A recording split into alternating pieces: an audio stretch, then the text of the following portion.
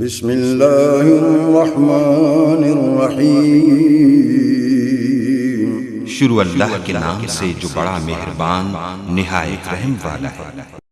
تلك أمة قد خلت لها ما كسبت ولكم ما كسبتم ولا تسألون عما كانوا يعملون۔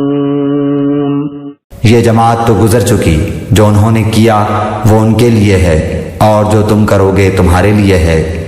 ان کے اعمال کے بارے میں تم نہیں پوچھے جاؤ گے۔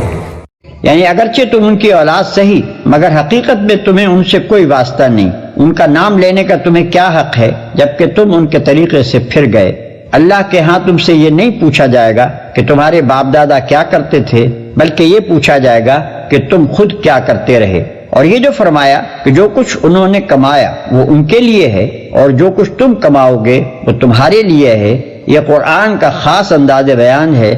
ہم جس چیز کو فعل یا عمل کہتے ہیں، قرآن اپنی زبان میں اسے کسب یا کمائی کہتا ہے۔